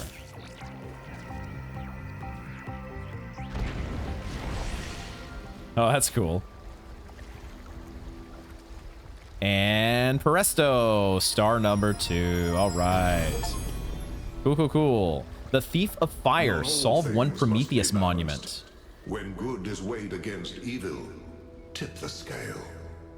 Not all things must be balanced. Okay, so you get a little message from either Prometheus or Pandora, depending on which monument you solve. Cool. I like it. I think we have now solved everything in this first area. There might be some other little hidden things that I've been trying to be pretty thorough here, but I haven't scoured every square inch of the place necessarily. So there might still be, like, you know, tricycle sort of things hidden that I haven't found yet. But let's go ahead and build the bridge for now and see what happens. Or maybe that was the only one that we could build. Can we even go further than that? Maybe we have to go to another area and then come back here. Is that what we're doing? Does it let us... No, we can proceed. Okay. Probably want to flip that over. Okay. These don't seem too... No, we need... No, we're not there. Is that all I can do rotation-wise? And it's not letting me place it here. We're not at the end, right? I don't think I quite understand how this works. But it could be that I just don't have... How am I supposed to do this, actually? Oh, I'm supposed to select a different piece. That's what it is. So which one do I want to do first? There's also like colored endings to each of these. I'm seeing like a red end and a green end. Are those the only ones that can go together?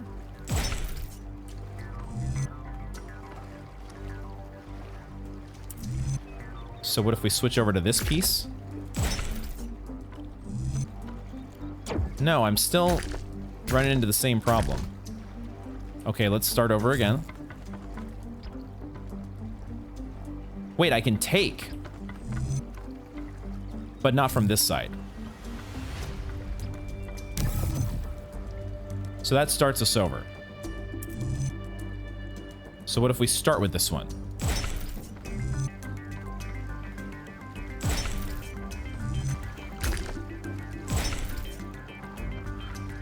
Okay. I guess they can only be oriented a certain way.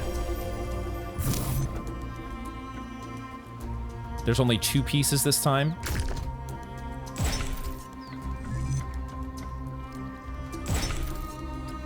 Oh shit, it goes over here. No, that's not what I want. Let's try that again.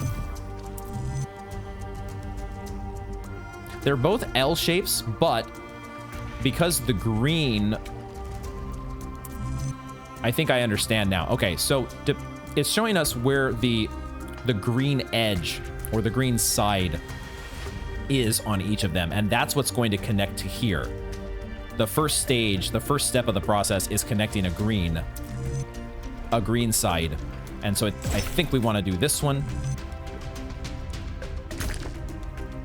Except maybe not, because that doesn't go anywhere. That just goes here, and then we're screwed. So we gotta do something different. So let's try starting with the other piece. And I guess put that there? No. What the hell?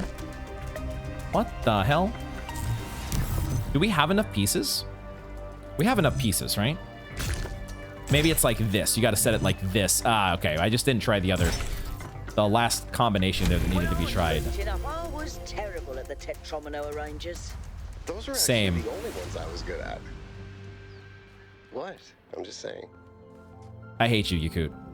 Okay, into the tower we go.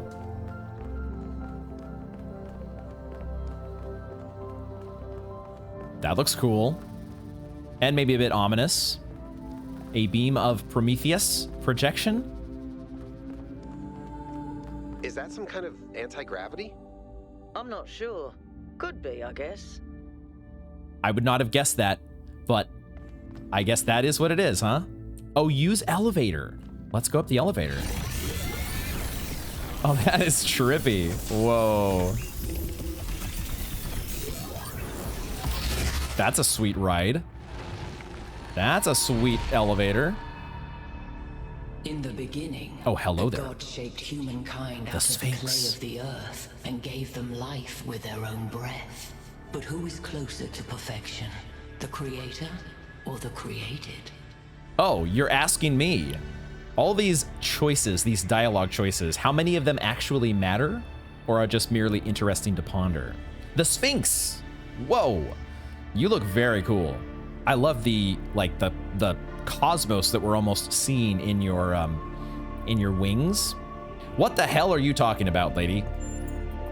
I speak in riddles because the world is a mystery. When Prometheus saw that humankind was more alike in nature to the gods than to the animals, he stole the secret of fire from Olympus and shared it with the mortals. Was his theft justified? These kinds of decisions are not great for an overthinker like me. I think I might default to the seriously, I have no idea what you're going on about answer in a lot of cases. You speak foolishly because you are afraid. Angered by the betrayal of Prometheus, Zeus punished humankind by creating Pandora. He gave her a box, and when she opened it, from inside escaped sorrow and suffering. All that remained within was hope. What does this mean? Yeah, see, what the hell do I know? You're asking for, it might just be like the test that we took earlier where Doge was giving us these different, just to see how you would respond sort of questions. Because I really don't have a great understanding of Greek mythology to base any of this on.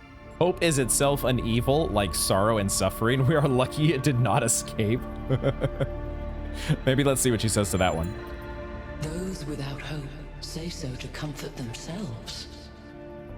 Creature of clay, you stand before the fire. Will it make you whole, or will it destroy you? Consider the shadows cast by the flame, but do not mistake them for truth.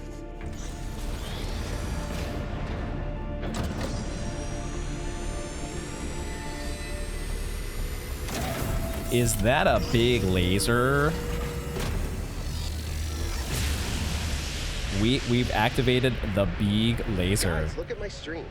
The beam 1K activated is connecting to the Beam. pyramid. That looks like a massive amount of power.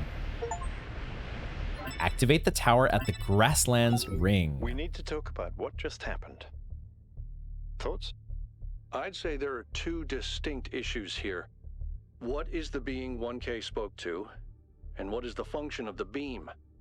Let's start with the Sphinx. It seems similar to the apparition in New Jerusalem. Presumably the same technology. What I'd like to know is what we're dealing with, ontologically speaking. Was this a sentient being or some kind of recording? I think it was sentient. It doesn't feel like something that was pre-programmed. It did seem to react to what I was saying. That's just my initial reaction, though. That doesn't necessarily mean that it's intelligent. Let's assume for a moment that 1K is right, and it is intelligent in some sense. What really matters here is what it was trying to achieve by asking those questions. What was it trying to achieve? No idea. I think it was just being cryptic to annoy me. Exactly. It felt like it was some sort of a test. I don't know exactly what to make of it all, but that was my, once again, there's so much unknown here, but maybe that is the feeling that they're trying to give the player, because you're in a brand new situation. If you're putting yourself in the robot's shoes, you're trying to figure out what the hell is going on here. This is brand new territory. So we're all trying to figure it out in real time. I think it was testing me. Testing you to what? See I don't if know. you're worthy? Something like That's an that. interesting thought. You solve the puzzles, you get access to the towers, you enable a beam, and if you do it 3 times, you get access to the megastructure. Maybe, but why? I don't know. It's a mystery. Don't you like mysteries, Al? Everybody likes a good mystery. You know what I like? Certainty. Don't we all? Certainty is very comforting. It does feel like we should be careful. We don't know that these apparitions are benign. I don't disagree, but I still think we should proceed. 1K, keep solving puzzles. The rest of you, as you were. Oh, you know I'm going to keep solving puzzles. You know that is going to be part of the deal here. I do love, though, that we have our another homage here to The Witness. We've activated a beam. Beam activation. Here we go. We got to step in the beam. Or the elevator beam.